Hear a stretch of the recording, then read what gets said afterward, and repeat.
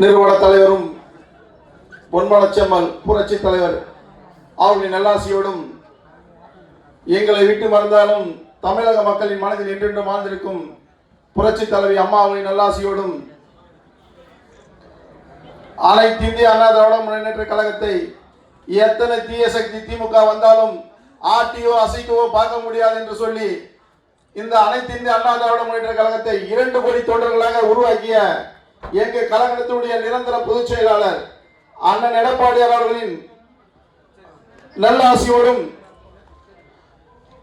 இந்த மயிலாப்பூர் சட்டமன்ற தொகுதியின் வெற்றி வேட்பாளராக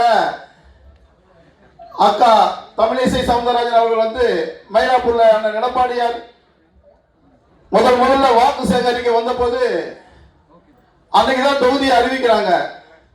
தொகுதியை அறிவிச்சு அன்னைக்கு அண்ணா முதல்ல கபாலீஸ்வரர் கோயில்ல சாமி கும்பிட்டுட்டு அன்னைக்குதான் கேன்வாஸ் ஆரம்பிக்கிறார் எங்க பொதுச் செயலாளர். ஆனா அன்னைக்கு யாருக்கும் தெரியாது அக்கா தமிழிசையை தான் கேண்டிடேட் அறிவிக்க போறாங்கன்னு. ஆனா அது கபாலியோட ஆசீர்வாதத்தோடும் கப்பலோட ஆசீர்வாதத்தோடும் அக்கா அன்னைக்கு திடீர்னு வண்டியில ஏறிட்டாங்க பொதுச்செயலாளர் வண்டியில. அப்பவே மயிலாப்பூருக்கு உறுதி ஆயிடுச்சு அக்கா தமிழிசை தான் கேண்டிடேட்டா வருவாங்கன்ட்டு. அது மட்டும் இல்லாம எங்களுக்கு மதிப்புக்கும் மரியாதைக்குரிய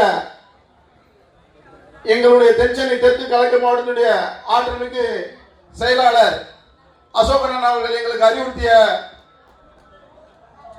அவர் சொன்ன வார்த்தையெல்லாம் பார்த்தீங்கன்னாக்கா அப்படி இருக்கும். அது எப்படின்னாக்கா மயிலாப்பூர்ல கூட்டணி கொடுத்துட்டாங்கன்றதுக்காக யாரும் எந்த தோழர்களும் நம்மளுடைய பகுதி செயலாளர்களும் சரி, வட்ட செயலாளர்களும் சரி, மாவட்ட அணி செயலாளர்களும் சரி, எல்லாருமே நம்ம பொதுச் செயலாளர் நிக்கிறதா தான் வேலை செய்யணும்னு சொல்லிட்டு பலமுறை எங்களுக்கு அறிவுரை சொல்லிட்டாரு.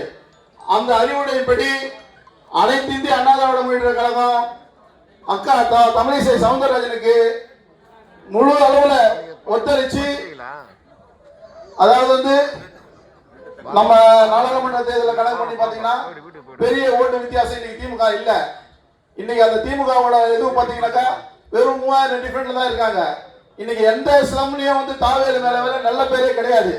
அவ்வளோ அநியாயம் பண்ணியிருக்காரு தாவேலு தம்பியும்.